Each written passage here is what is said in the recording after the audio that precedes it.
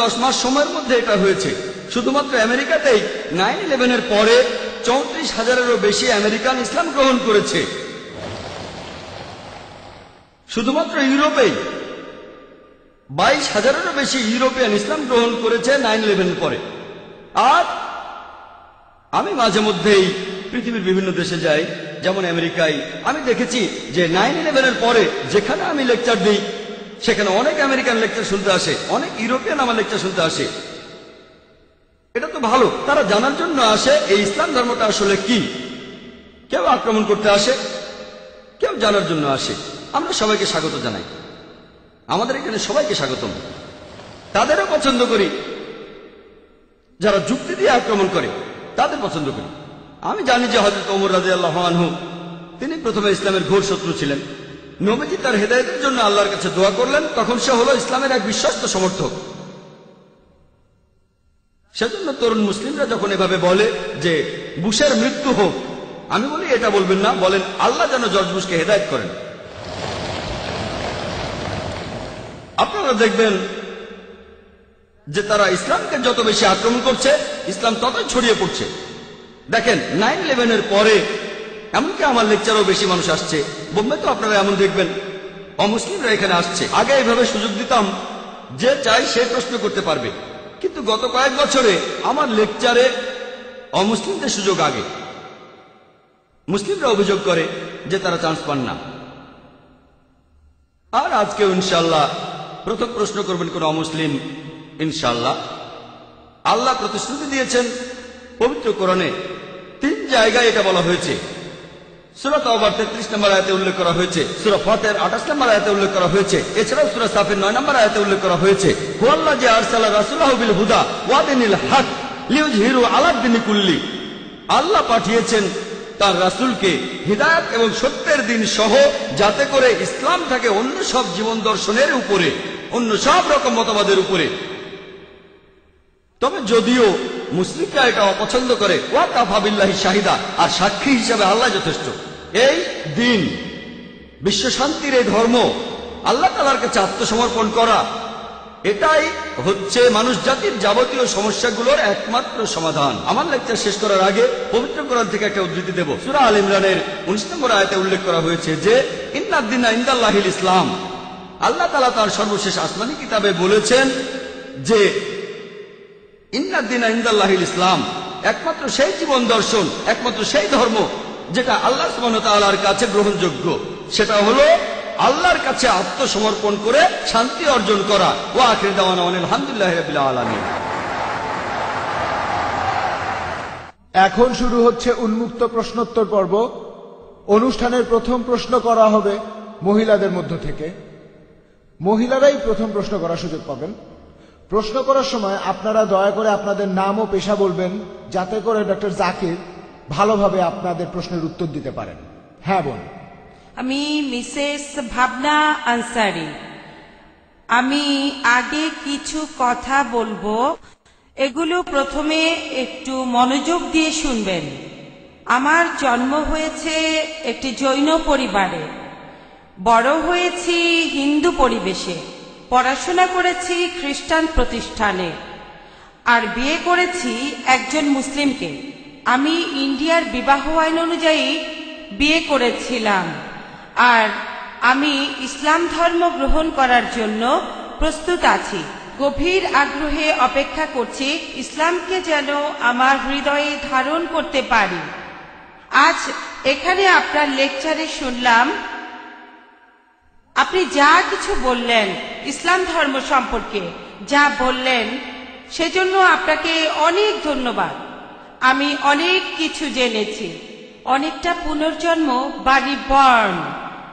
তবে আপনি সেসব কথা বললেন, আর ইসলামও যেগুলো বলছে, মাফ করবেন, আমি দেখি যে মুসলিমদের বেশিরভাগই এগুলো মেনে চলে না। তারা আমাকে আকৃষ্ট করছে না। আপনি কি কোনো সমাধান দিতে পারবেন? কারণ আপনি যখন ইসলামের মৌলবাদ নিয়ে বললেন সেটা পজিটিভ, যখন অসহিষ্ণুতা নিয়ে বললেন সেটাও পজিটিভ। কিন্তু বাস্তবে এমনটা দেখি না। এ ব্যাপারে কি কিছু বলবেন? বোন খুব সুন্দর প্রশ্ন করেছেন। আর প্রথমে আমি আপনাকে অভিনন্দন জানাই, আপনাকে স্বাগত জানাই। আপনি বললেন রিবর্ন। ইসলাম ধর্মের সঠিক শব্দটা হলো রিবার্থ। আমাদের নবীজি মুহাম্মদ সাল্লাল্লাহু আলাইহি সাল্লাম বলেছেন, প্রত্যেক শিশু দিনুল ফিতর নিয়ে জন্মায়। সে জন্মায় মুসলিম হয়ে। মুসলিম মানে যে নিজের ইচ্ছাকে আল্লাহর কাছে সমর্পণ করে। প্রত্যেক শিশুই যখন সে জন্মগ্রহণ করে সে আল্লাহর কাছে নিজেকে সমর্পণ করে। এরপরে নবীজি বলেছেন তাকে প্রভাবিত করে বাবা মা, গুরুজনেরা, তার শিক্ষকেরা। তারপর সে হয়ে যায় অগ্নি উপাসক, ভুল পথে চলে যায়।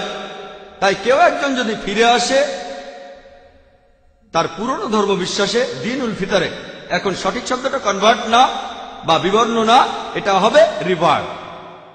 তাই আপনাকে এই শান্তির ধর্মে ফিরে আসার জন্য অভিনন্দন, যাতে আল্লাহর কাছে নিজেকে সমর্পণ করতে পারেন। এবারে প্রশ্নটা নিয়ে বলি। আমার লেকচার শুনেছেন, তার কিছু পয়েন্টে আপনি একমত, আপনি ইসলাম সম্পর্কে পড়েছেন। তবে এখানে আপনার আপত্তিটা হলো যে মুসলিম বা আপনার মতে বেশিরভাগ মুসলিম তারা ইসলামের শিক্ষা মেনে চলছে না। এখানে সমাধানটা কি? বোন, আমি আপনার সাথে একমত। এ ব্যাপারে আমি একমত যে অনেকেই এগুলো মানে না। তবে পরিসংখ্যান বলছে যে ধর্মের অনুসারীর সংখ্যা সবচেয়ে বেশি জনসংখ্যার দিক থেকে, আপনারা মাথা গোনেন, ধর্মের অনুসারীদের সংখ্যার দিক থেকে প্রথম অবস্থানে আছে খ্রিস্টান ধর্ম, প্রায় 200 কোটি মানুষ। ইসলাম 130 কোটি থেকে 40 কোটির মতো। তবে যদি দেখেন কতজন তাদের ধর্মটা পালন করে, বেশিরভাগ হচ্ছে ইসলাম 1 নম্বর, সবচেয়ে বেশি। তবে আমি আপনাদের সাথে একমত যে জনসংখ্যার দিক থেকে, কারণ প্রায় 130 কোটি মুসলিম, এখানে যদি পার্সেন্টেজ করেন সেটাও হবে কয়েক লক্ষ। এই মুসলিমরা তাদের ধর্ম পালন করে না। সেজন্য বোন, ইসলামকে বুঝতে চাইলে মুসলিমদের দেখবেন না, প্লিজ। আমি সবসময় বলি, কোন ধর্মকে বুঝতে চাইলে তার অনুসারীদের দেখলে হবে না, দেখতে হবে ধর্মগ্রন্থগুলো। প্লিজ আমাকে দেখবেন না, আপনার আশেপাশের মুসলিমদের দেখবেন না। আপনাদের একটা গাড়ি আর ড্রাইভারের উদাহরণ দিয়েছিলাম আমি। একটা গাড়ি কত ভালো সেটা জানার জন্য এমন একজন লোককে গাড়িতে বসালেন যে গাড়ি চালাতে জানে না, তারপর সে গাড়িটা নিয়ে অ্যাক্সিডেন্ট করলো। দোষ দেবেন কাকে? গাড়িকে না ড্রাইভারকে? ড্রাইভারকে দোষ দেবেন। তাই প্লিজ মুসলিমদের কাজ দেখে ইসলামকে বিচার করবেন না। সেজন্য এই লেকচারটা হচ্ছে সবার জন্য, মুসলিম অমুসলিম সবার জন্য। যেসব মুসলিম দিশেহারা, আমরা তাদের সত্যের মুখোমুখি দাঁড় করাচ্ছি। কারণ হয়তো তারা নামেই মুসলিম, আমরা চাই তারা ধর্মের নিয়ম পালন করুক। একই সাথে ইসলাম ধর্মের বাণী আমরা অমুসলিমদের কাছে প্রচার করছি, যাতে তারা এই ধর্মটাকে বুঝতে পারে। তারপর ধরেন আপনি জন্মেছেন হতে পারে জৈন পরিবারে, আপনার চারপাশে অনেক মুসলিম ছিল, বিয়ে করেছেন মুসলিমকে। হয়তো আজকে আমার লেকচার শোনার পর, ইসলাম সম্পর্কে জানার পর আপনি এই বিশ্বাসে ফিরে আসবেন। আপনি আরো বললেন যে আপনার ক্ষেত্রে তখন শুধু নাম রাখার জন্য আপনার নামের পরে আনসারি লিখেছেন, কিন্তু এখন আপনি এই বিশ্বাসে ফিরে এসেছেন। সেজন্য অভিনন্দন জানাই। আর প্লিজ বোন, যদি কোনো মুসলিমকে দেখে ইসলামকে বুঝতে চান, সেরা দৃষ্টান্ত হচ্ছে আমাদের নবীজি মুহাম্মদ সাল্লাল্লাহু আলাইহি সাল্লাম।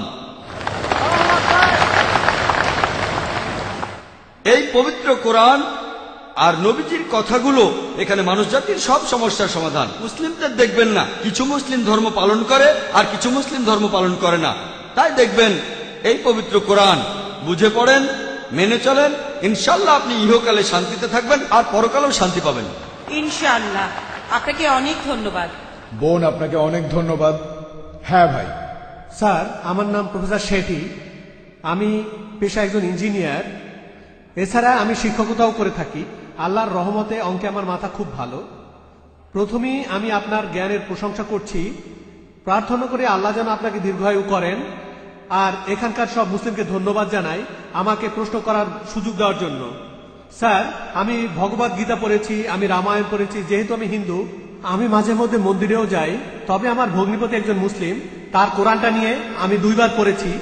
এখানে দেখলাম যে আপনারা কোরআনের কথাগুলো মেনে চলছেন। আমি নামাজের দোয়াগুলো অনুবাদ করেছি। দয়াময় পরম দয়ালু আল্লাহর নামে শুরু করছি, যিনি এই বিশ্বের সৃষ্টিকর্তা ও রক্ষাকর্তা, কর্মফল দিবসের মালিক। আমি এভাবেই 10 বার, 15 বার, 20 বার পড়ি। তখন আমি সময়ের কথা না ভেবে ঈশ্বরের প্রার্থনা করি, আর এটা আমার খুব ভালো লাগে। আমার আয়ের উৎসটা নিয়ে আমার একটা প্রশ্ন আছে। যেহেতু আমি অঙ্কে ভালো, তাই স্টক মার্কেটে নিয়েও অ্যানালাইসিস করি। এফএনও মার্কেটও খুব ভালো বুঝি, ফিউচার অ্যান্ড অপশন। আমি জানি না মানুষ স্টক মার্কেট কতটা বোঝে।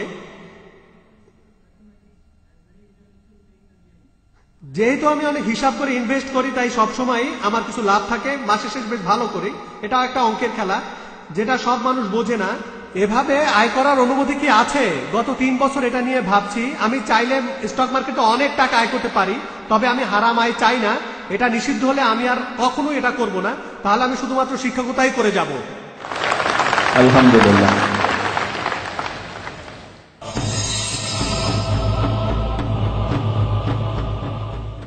স্যার, আমার নাম প্রফেসর শেঠি।